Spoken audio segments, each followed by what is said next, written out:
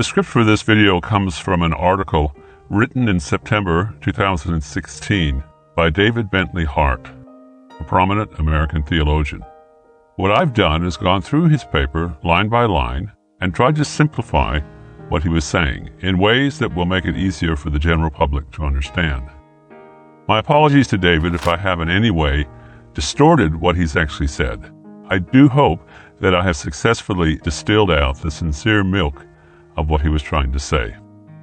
The article is called Christ's Rabble. For 2.5 years, I've been working on a translation of the New Testament for Yale University Press, which I recently completed. Ill health delayed me finishing this for some time, forcing me to think more deeply about what it meant to be a Christian at the time when the New Testament was being written. It left me with a sad sense that most of us who call ourselves Christians should stop pretending that we really want to be Christian.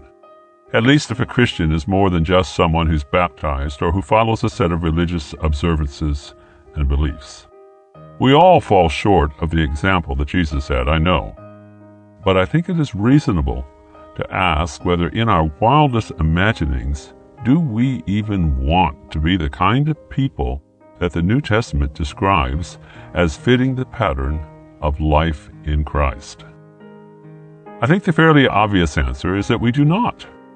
I do not mean just that we would find it hard, though of course it is, which is why the Protestant fantasy is so popular, that Paul condemns something called works righteousness in favor of a purely extrinsic justification by grace, which alas Paul did not do. He rejected only the idea that we can achieve righteousness by ritual observances like circumcision or keeping kosher. He clearly insisted, as did Christ, that we will all be judged in the end according to our behavior.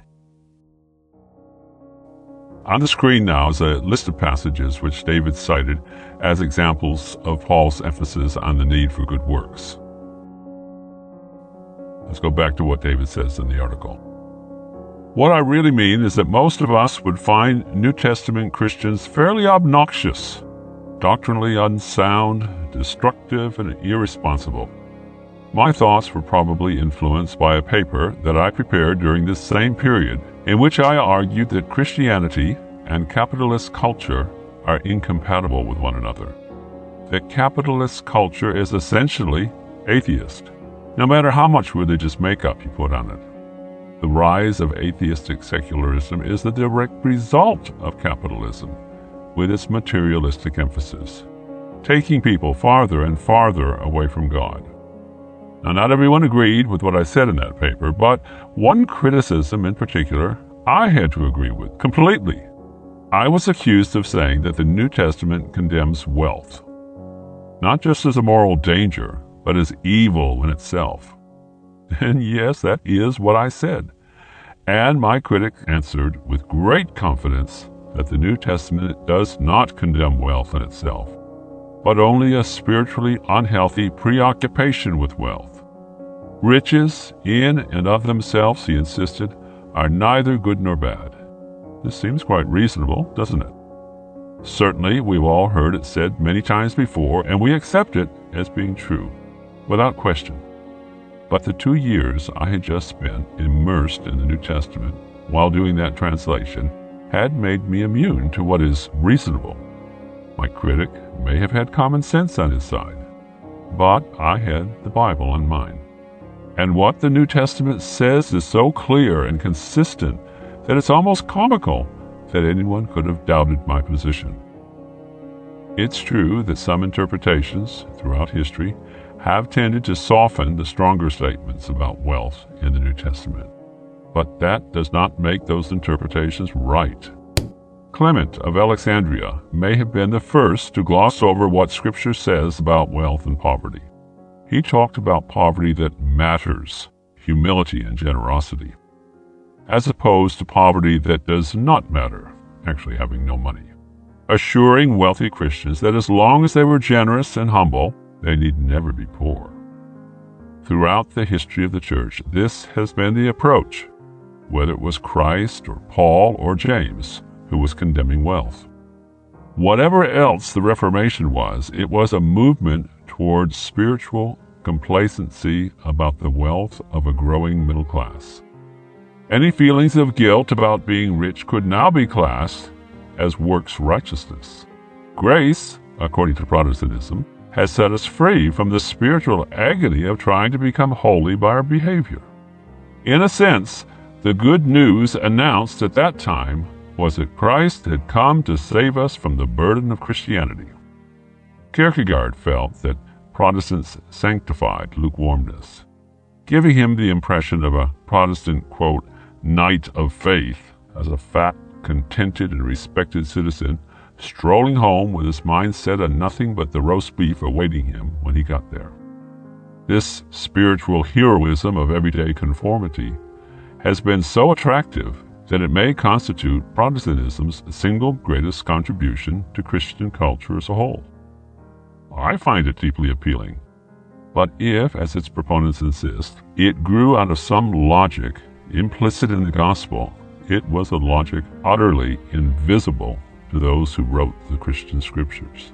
The Gospels, the Epistles, Acts, Revelation, all of them are relentless torrents of extremism, commands to become as perfect as God and to live as carefree as lilies in the field, condemnations of a roving eye being equal to adultery, and of evil thoughts toward another being equal to murder, injunctions to sell all one's possessions and to give the proceeds to the poor, and demands that one hate one's parents for the kingdom's sake, and leave the dead to bury the dead. Such extremes are not occasional hyperboles. They are the entire atmosphere of the New Testament. The New Testament emerges from a cosmos of extreme evil versus extreme good. There are no comfortable gray areas between the two. Everything leads to a final judgment, and that judgment is absolute.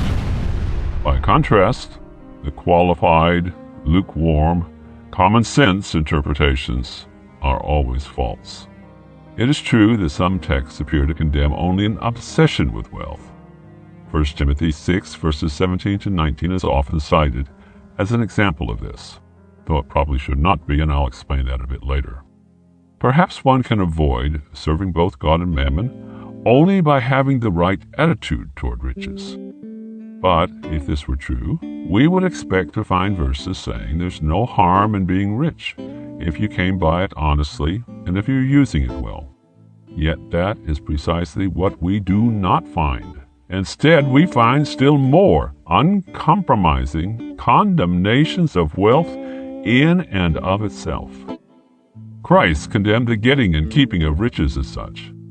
The most obvious citation from all three synoptic Gospels is the story of the rich young ruler, and of Christ's astonishing remark about it being easier for a camel to go through the eye of a needle than for a rich man to get through the gate that leads to the kingdom of heaven.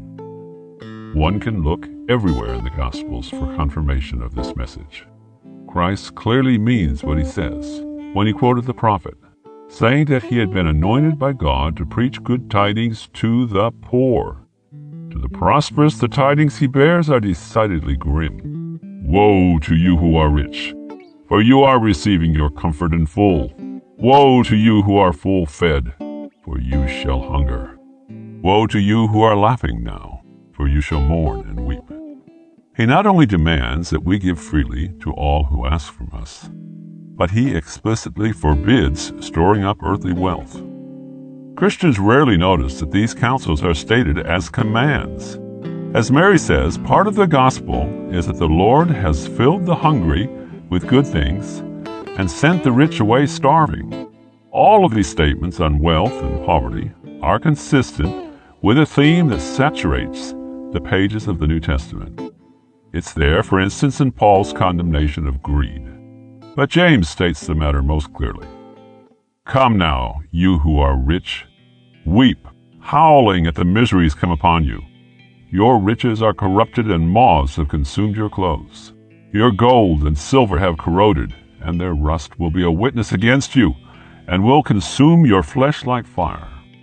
You have stored up treasure in the last days. See, the wages you have given so late. To the laborers who have harvested your fields, cry aloud. And the cries of those who have harvested your fields have entered the ear of the Lord of Sabaoth. You have lived in luxury, and lived upon the earth in self-indulgence. You have fattened your hearts on a day of slaughter. You have condemned, murdered the upright. He did not stand against you. Now we can read this, if we wish, just as a warning issued to wealthy people who have mistreated their employees, and who live too self-indulgently themselves. But if we do, we are in fact missing the context. See, earlier in the epistle, James said that the rich man should rejoice in being made low or impoverished, because otherwise he would have withered and vanished away like a wildflower scorched by the sun. James had also reminded his readers that God has chosen the poor to be rich in faith and to inherit the kingdom, and that the rich, by contrast, must be recognized as oppressors and persecutors and blasphemers of Christ's holy name. This theme reaches its crescendo in those later verses quoted above, which plainly condemn all who are rich as being oppressors of workers. It seems that property, by its very nature, is theft. Your getting it stops someone more needy from getting it. Fair or not, the text does not distinguish good wealth from bad wealth any more than Christ did. I imagine this is why the early Christians were communalists, as the book of Acts quite explicitly states. If these are indeed the last days, as James says, if everything is now seen in the light of final judgment, then storing up possessions for ourselves is the height of foolishness. I would imagine that this is also why subsequent generations of Christians have not, as a rule, been communalists. The last days seem to be taking quite some time to get here, and, well, we have families to raise in the meantime. Nevertheless, at the dawn of the faith, little thought was given to providing a decent life in this world for the long term. Thus, the first converts in Jerusalem, after the resurrection, as the price of becoming Christians, sold all their property and possessions and distributed the proceeds to those in need, and then they fed themselves by sharing their resources in common meals. To be a follower of the way was to renounce every claim to private ownership and to consent to communal ownership of everything. Barnabas, on becoming a Christian, sold his field and handed over all the money to the apostles, though Ananias and Sapphira did not, with somewhat unfortunate consequences. Even those verses from 1 Timothy 6 that I mentioned earlier are not nearly as mild and moderate as we tend to think they are. Earlier in the chapter, the text reminds us that we bring nothing into this world and we can take nothing with us when we leave. And it tells us to be content with just having enough food and clothing to get by. It also tells us that all who seek wealth, not simply all who get it by unfair means, have trapped themselves in desires that will lead to their ruin, because fondness for money is the root of all evils, and those who reach out for wealth have gone astray from the faith. True, verse 17 merely advises the rich not to be arrogant, not to put their trust in wealth's uncertainty, rather than in God's providence.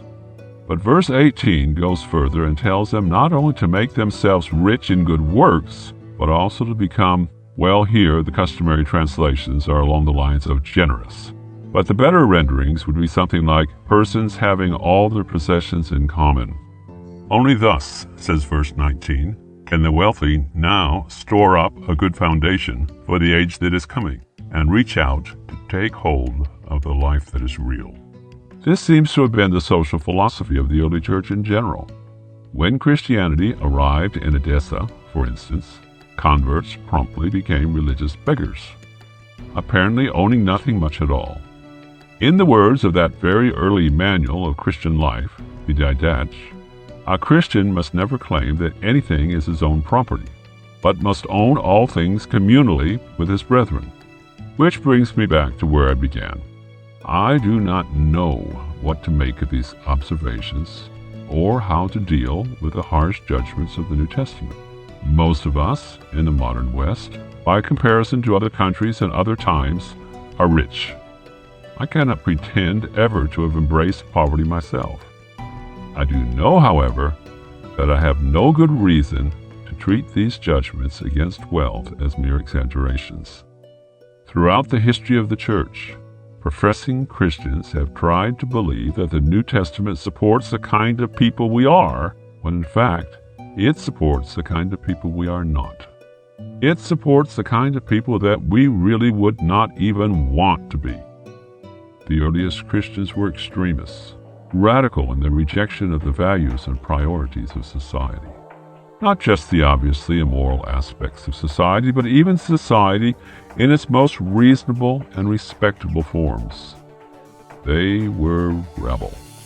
They lightly cast off all their prior loyalties and attachments. Religion, empire, tribe, even family. In fact, far from teaching family values, Christ was remarkably dismissive of the family. And decent civic order, like social respectability, was apparently of no importance to him.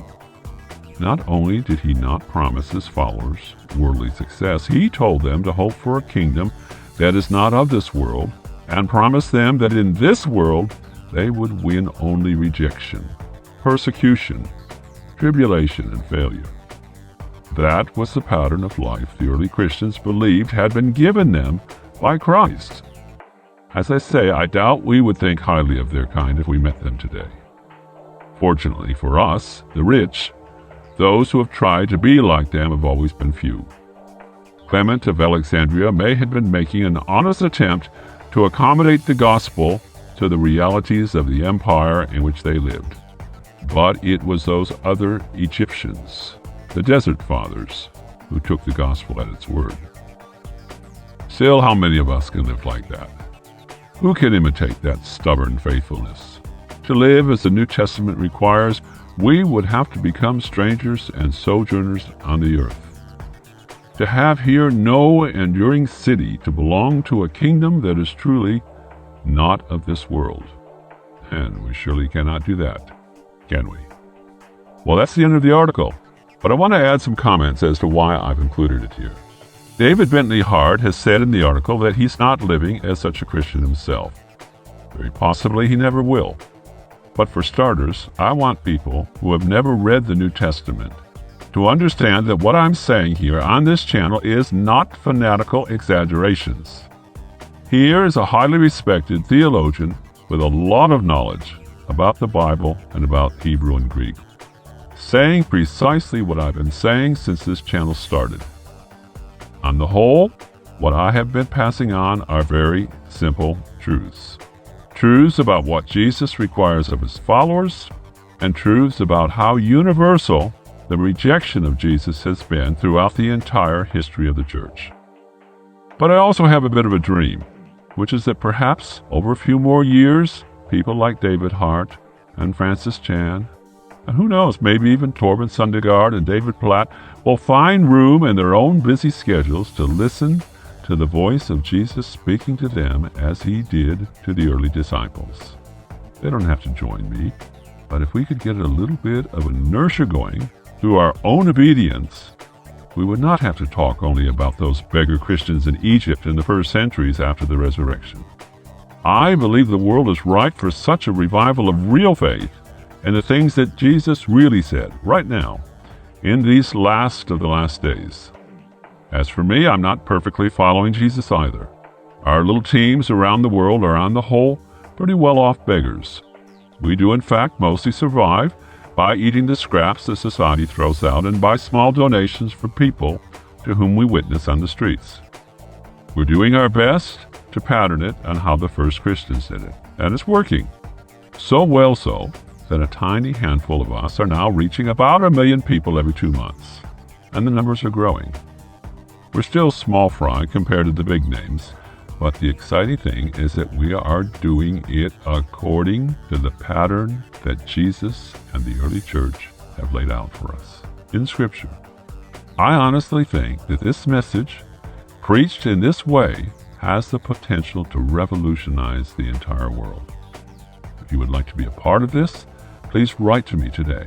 sharing a bit about your own spiritual journey, including what area of the world you live in. I may be able to put you in touch with someone from your country or a country near you who's living by faith right now in obedience to Jesus. Thank you.